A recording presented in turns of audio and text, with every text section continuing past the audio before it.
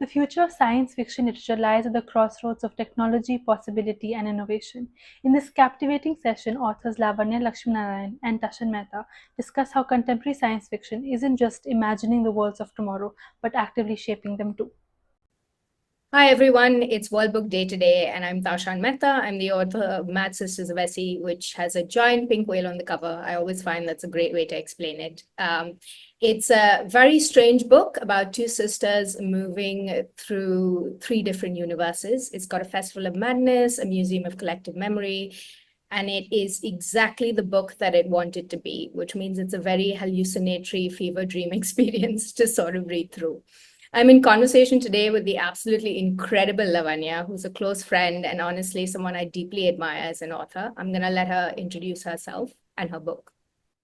Thank you so much, Tashan. It is so lovely to be here in conversation with you on World Book Day.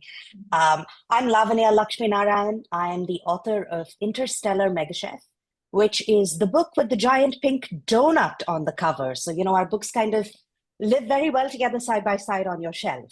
Yeah. My book is about a cooking competition in space, but it is also about so much more. It's about the immigrant and diaspora experience. It's about what it feels like when cultures collide and clash, all set in the far future. Think of it as Star Trek meets MasterChef, which is where the idea for the book kind of popped into my head. As part of the world building for the book, I actually had a ton of fun watching a ton of cooking shows, in fact, and reading food biographies, food histories.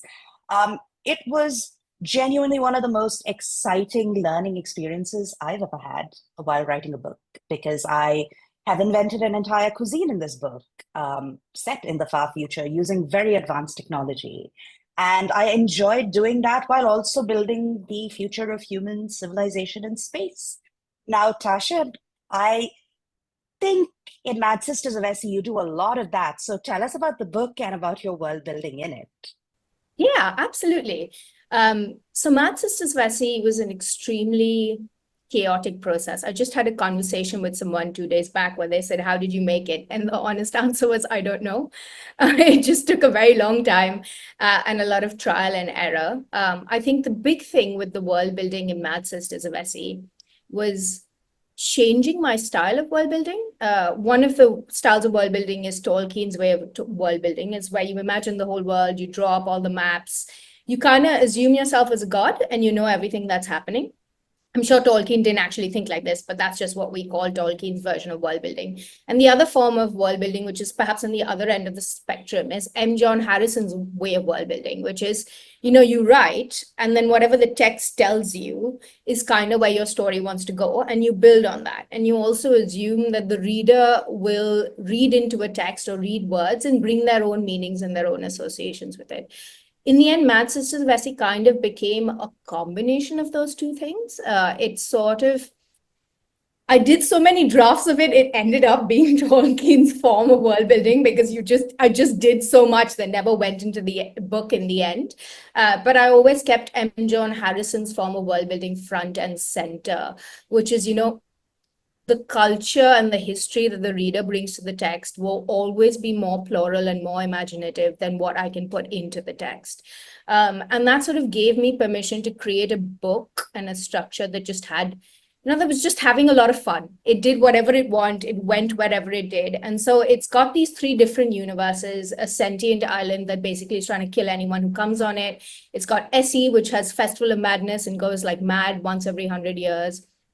It just allowed me to sort of knit these complex threads together and, explore the individual and the collective in a way that had resonance for me as a reader and as a writer, and sort of knitted those two things together. And I think what I love about Interstellar Megachef, Lavanya, is very much what you've done. You said that you read all these books on food, and by the end of that book, I remember reading it and just being like, oh my God, because you invented a whole new cuisine, but you also knitted together tech and food. And you sort of talked so beautifully about the politics of food and the way in which food is shaped and what food means to us.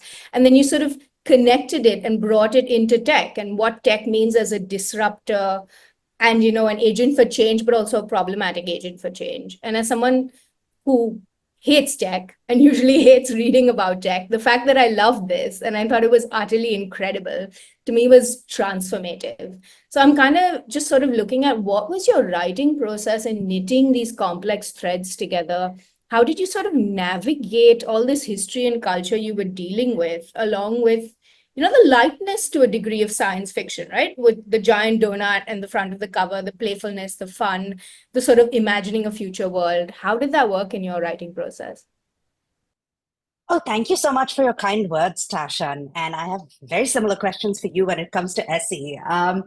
But with Interstellar Megachef, you're right. It's about the confluence of food and technology and culture all kind of coming together. And when I first had the idea for this book, it seemed positively insane because I wanted to write a book that reflects upon food as culture.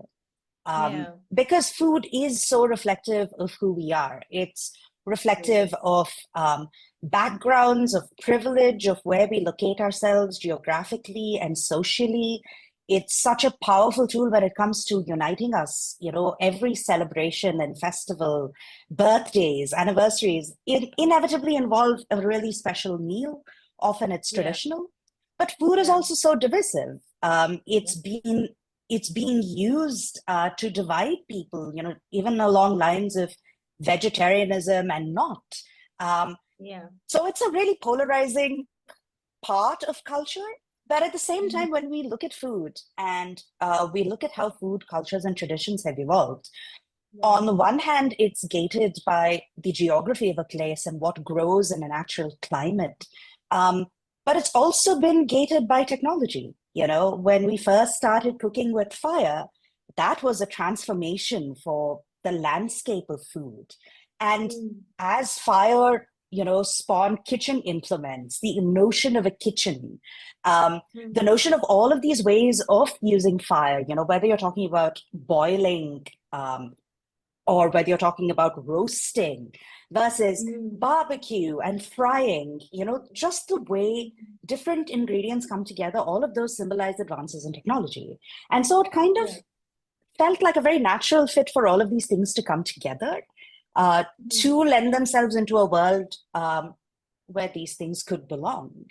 But I also didn't want to write a really heavy text analyzing the history of food and building a future based on that. Hence the giant donut. So when I sat down and actually started writing, I had this whole idea for a new food culture in my head and a ton of technology associated with it. And then the characters popped up on the page and they were irreverent. They did not care what I wanted them to do. They kind of had personalities of their own. And, very similar to what you were saying, I kind of just let them run amok and followed them and saw how they interacted with this world and all of these food cultures and their food preferences. And the story just spun itself from that point on. And as I sat and wrote every single day, the things they were doing on the page constantly surprised me and aggravated me to no end because I just couldn't control them. Tell me about what it was like for you, because Essie is magnificent. The whole book contains a multiverse and not in the Marvel sense. Aggravate is definitely the order of the day. I think Mad Sisters of Essie was the book that taught me to listen to the idea and create the book that it wants to become, rather than what I think a book should look like, or rather than impose a structure on it that I've sort of inherited from other books that I've personally liked or thought is a good structure or an acceptable structure. And I think the writing process for that, to be very honest, was just scary. There were just often moments where you sort of look at what you're doing. You have no idea if it works because it works in your head, but is it designed for any other mind to read it and associate with it and be able to be immersed in it? And you feel that sense of, how do I give myself permission to do this? Like, where does this permission come from? So the start of Mad Sisters of Essie was an idea I got on a plane. It was a first page fully written in my mind's eye. And it was about a man in a tower, or a boy in a tower rather, who finds a pamphlet describing a God machine. And I remember thinking to myself, oh, God machine, that's really interesting. And then I created the backstory for that God machine. And that became the story or the crux of Mad Sisters of Essie.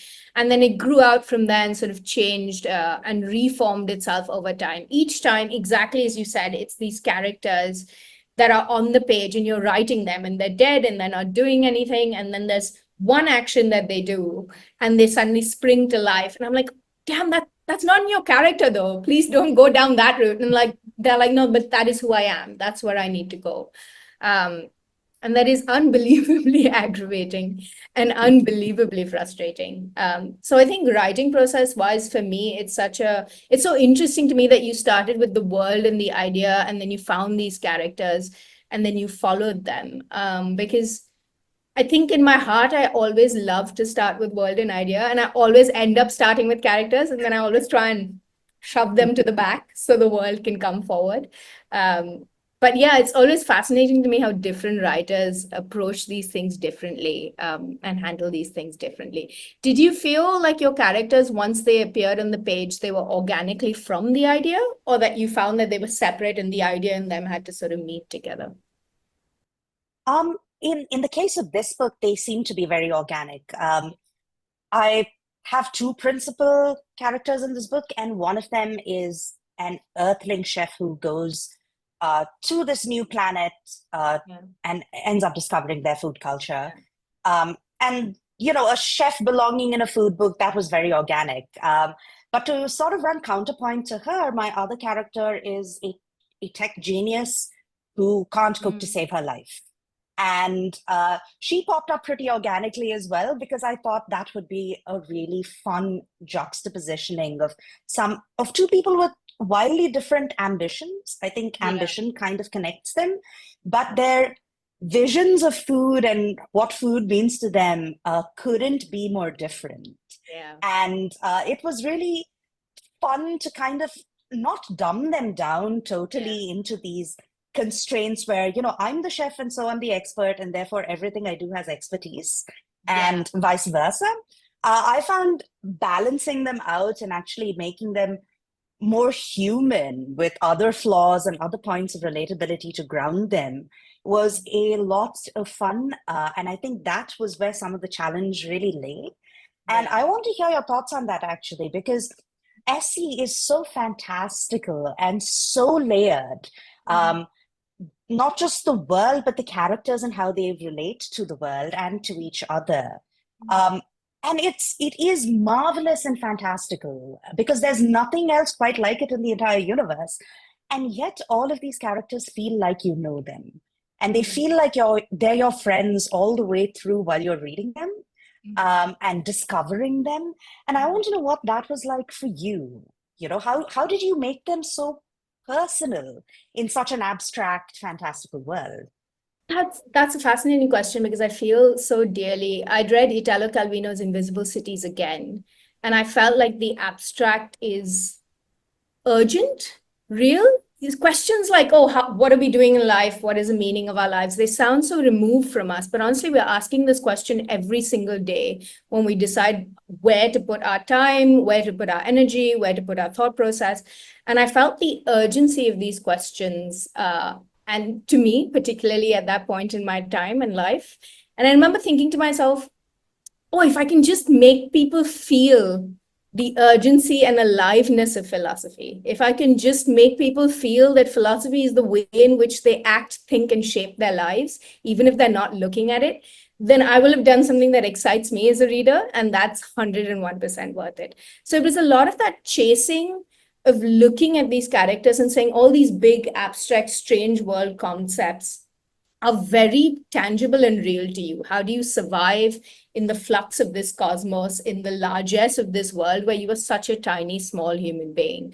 And that interplay of the largesse of our world and the tininess of us and how we cope with that tininess, to me, was such an alive and urgent thing. And so I just automatically got drawn to it. Which actually brings me to a sort of a segue, but also an interesting one. Having talked to you and also thought a bit about my work, there's so much effort that goes into what we make and how we make it. And I kind of wanted to raise the idea of piracy a little bit. How do you think of the piracy of books? What is your position on that as someone who poured years and years of your life into making something? I'm actually glad you bring this up, right? Because we're looking at piracy on an unprecedented scale right now with the ethics surrounding the training of a lot of LLMs. Yes. But that is one extremely widespread use of it. There's also a lot more piracy in terms of smaller acts of just kind of hoarding books that you don't necessarily support authors while you do. By ripping them off. And I think all of this is just quite heartbreaking and a bit terrible for us because, if you look at Interstellar Megachef, I started thinking about this idea in 2020. I spent about 6 months, 8 months doing just hard research on it and only started writing in around 2021. The book came out in 2024. That's last year. That is 4 years of work just living and breathing in this world and in this idea. And to think that all of that is taken away in a matter of seconds. And it's not just my work, right? Because possibly it was my work in the beginning, but I've had friends supporting me on this journey. Once you find a publisher, the publisher supports you. There are artists supporting the publisher, marketing teams. It's an enormous effort going into producing every single one of these books that we write. And I think piracy kind of undermines all the joy and love and purity of intention that goes into every single book. And it's very distressing to me. And I'm sure it's similar for you. Yeah, I think what I find is the idea of piracy devalues the act of creating art. It kind of connects to this starving artist makes the best art sort of narrative of if you've enjoyed doing it or you've wanted to do it, you don't deserve money for it. And obviously, I know that piracy also comes from, people not having access to books and people not having money for books. And it comes from all of these sort of spaces. But it also devalues the idea that art does have so many people's livelihoods depending on that, like outside of just you and me, right? The artist, I know we did 9 drafts of the cover of Mad Sisters of Essie. That is like months of people's time just poured into making sure that when you pick up the book, you are prepared to receive the book in the right way as a reader. I think about all the copy editing. There were 4 copy edits in Mad Sisters of Essie because there were so many proofreading errors. 4 people read it with different errors picked up by each mind.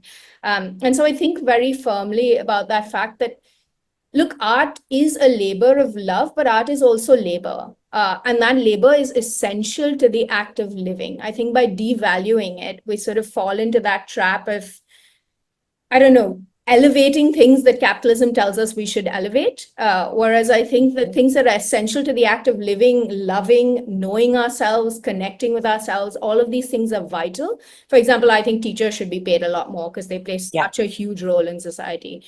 And so I think piracy sort of undermines all of that. And I'm really interested in sort of people thinking a little bit more about the thought processes and the questions behind why they would pirate. And who that affects and what that does. Yeah, I couldn't agree with you more on this. I think there's, the notion of that starving, struggling artist that you bring up, right? It is such a romantic notion, and it should not exist because artists create for a living, writers create for a living. All the people working with us, from our editors to our cover designers, are experts. We have dedicated significant portions of our lifetime to hone a skill. And while I do understand, sometimes one is restricted by funds, by access to books. I think anybody who has access, I don't think there's an excuse. And I think we need to work on solutions for people who don't have funding and access, better libraries. Exactly. Yeah. 100%. but people who can afford things should just pay for them and respect the work of the Truly. artists Yeah. and creators. Especially corporations. I'm just going to slip Yes. that one there, especially corporations that have a lot of money and are one of the richest corporations in the world. And I think, yeah, I think that's just a larger question now I'm asking of myself and of readers and of a lot of people I know who work with LLMs and AI in art of what are you valuing and why and how? And so I feel very keenly that, yes, fighting a little bit more for us to value the work that we put out there, the time that it takes, the thought that it takes, the remaking of self that it takes, right? Yeah. Like the amount of books you read on food, like you are not a chef, but if you read Interstellar Megachef, you would not know that, right? You would just be like, man, this is great. Like, I'm sure she's been cooking since she was 2. It's just the amount that you have to remake yourself to be the right person to write that book. I think that's really important. Yep, I couldn't agree with you more, Tasha. I think, the process of transformation that you no doubt underwent writing this magnificent but deeply personal world that is Essie, really thinking about those larger than life questions. Yeah. The journey inward is enormous for Yeah. every artist with every piece of work that they create. Yeah. And I think, if there's one thing people take away this World Book Day, it is to really sort of, I think, respect that and honor that Absolutely. by supporting it. Yeah, absolutely. And I think like happy World Book Day, everyone. Happy Reading Day. I can't remember which one it is, but one of those two. Yeah, as a reader, I think what both Lavanya and I would like to leave you with is happy reading, happy transformations. Both Lavanya and I create books with the hope of evoking change in you, with the hope of having you look deeper at life and ask deeper questions. And we hope very much that books do that for you and that you allow that into your lives.